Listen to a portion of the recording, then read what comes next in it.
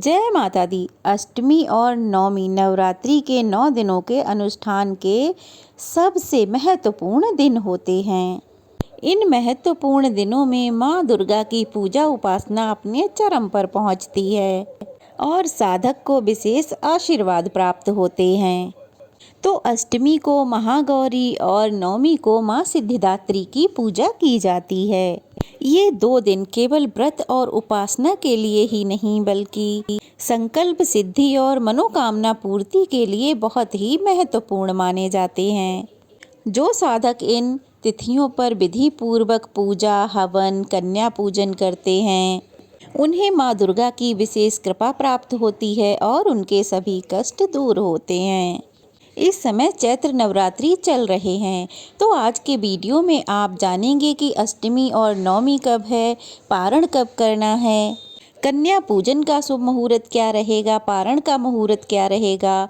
कुछ लोग नवरात्रि के पूरे 9 दिन के व्रत रखते हैं और अष्टमी या फिर नवमी को कन्या पूजन करते हैं, लेकिन जो लोग किसी कारणवश पूरे नवरात्रि के व्रत ना रख पाए हों या जिन्होंने केवल पहला और आखिरी व्रत रखा हो, तो ऐसे में जिनके घर अष्टमी को कन्या पूजन होता हो तो वो सप्तमी को उपवास रखें।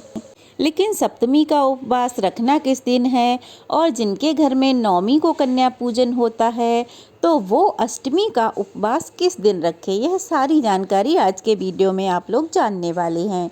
तो वीडियो को पूरा ज़रूर देखिएगा। जैसा कि हम सब जानते हैं, इस बार 30 मार्च से चैत्र नवरात्रि प्रारंभ हुई हैं और नवरात्रि का समापन होगा 6 अप्रैल रविवार को। और ऐसे में दुर्गा अष्टमी यानी कि अष्टमी तिथि रहेगी 5 अप्रैल शनिवार को और नवमी तिथि रहेगी जिसे राम नवमी भी कहते हैं 6 अप्रैल रविवार को। अष्टमी तिथि यानी कि 8वां दिन रहेगा 5 अप्रैल शनिवार को और अष्टमी तिथि प्रारंभ होगी। अष्टमी तिथि प्रारंभ होगी 4 अप्रैल शुक्रवार रात 8:13 से और अष्टमी तिथि की समाप्ति होगी 5 अप्रैल शाम को 7:26 पर। 5 अप्रैल को माँ महागौरी की पूजा की जाएगी और जिनके यहाँ इसी दिन कन्या पूजन होता हो तो सुबह के समय कन्या पूजन भी किया जाएगा। इस दिन 5 अप्रैल को सूर्योदय होगा सुबह 6:19 पर, सूर्यास्त होगा शाम 6:40 पर। इस बार अष्टमी तिथि के दिन बहुत ही शुभ योग बन रहे हैं। इस दिन सारा दिन ही पुनर्वसु नक्षत्र रहेगा जो कि अगले दिन सुबह 5 बजे समाप्त होगा। राहु काल रहेगा सुबह 9 बजे से 10:30 बजे तक। तो अगर हो सके तो कन्या पूजन आपको राहु काल के समय में नहीं करना चाहिए। अभिजीत मुहूर्त दोपहर 12:04 से 12:54 तक रहेगा। अमृत काल सुबह 3:33 से 4:43 तक रहेगा और ब्रह्म मुहूर्त सुबह 4:42 से 5:30 तक रहेगा। तो अष्टमी तिथि के दिन कन्या पूजन का सबसे शुभ मुहूर्त है जो रहेगा 6:19 से 9 बजे तक का रहेगा और उसके बाद अगला मुहूर्त 10:32 से 12 बजे तक रहेगा। इस बार नवमी तिथि 6 अप्रैल रविवार को है। इस दिन माँ सिद्धिदात्री की पूजा की जाएगी। नवमी तिथि प्रारंभ होगी 5 अप्रैल शनिवार को शाम 7:27 से और समाप्ति होगी 6 अप्रैल रविवार की शाम 7:23 पर। तो नवमी तिथि 6 अप्रैल रविवार को मनाई जाएगी। तो इस दिन कन्या पूजन का जो शुभ मुहूर्त है वो रहेगा सुबह 6:18 से लेकर दोपहर 12 बजे के बीच में। तो अष्टमी और नवमी तिथि में कुछ लोग तो अष्टमी तिथि के दिन कन्या पूजन करके अपने व्रत का पारणा कर लेते हैं, तो कुछ लोग नवमी तिथि को कन्या पूजन करके व्रत का पारणा करते हैं। तो वहीं कुछ लोग ऐसे भी हैं जो कन्या पूजन चाहे अष्टमी को किया हो या नवमी को, लेकिन स्वयं वो अन्न ग्रहण 10वीं तिथि को ही करते हैं। तो ये तो आपकी श्रद्धा पर निर्भर है कि आप पारण किस दिन कर रहे हैं।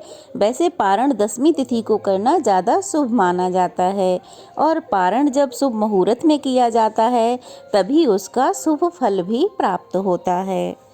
पारण करते समय यानी कि व्रत खोलते समय शुद्ध सात्विक भोजन से ही अपना व्रत खोलना चाहिए। मसालेदार भोजन करने से बचना चाहिए।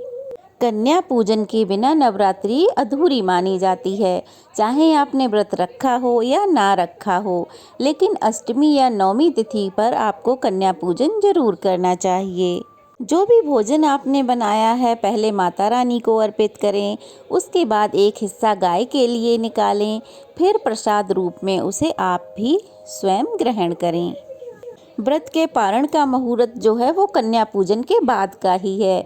जब भी आप कन्या पूजन कर लें उसके बाद ही अपने व्रत का पारणा कर सकते हैं, लेकिन राहु काल के समय का त्याग करें। पारण करते समय आपको सबसे पहले मीठी चीज़ ही खानी चाहिए, चाहे हलवा हो, खीर हो, चने हो, इन चीज़ों से ही आपको अपना व्रत खोलना चाहिए। कन्या पूजन के लिए 7, 8, 9, 10, 11 जितनी भी कन्या आपको मिलें उतनी कन्याओं को लाएं, उनके पैर धोएं, उनके हाथों में कलावा बांधें, टीका लगाएं और फिर उसके बाद उन्हें हलवा चने का प्रसाद दें और उन्हें भोजन कराएं। उनके हाथों में कलावा बांधें, अक्षत पुष्प दें, फिर उन्हें हलवा पूरी खीर का भोग लगाएं। उसके बाद उन्हें जो भी आप दक्षिणा देना चाहते हों, उपहार देना चाहते हों, वो भेंट में दें।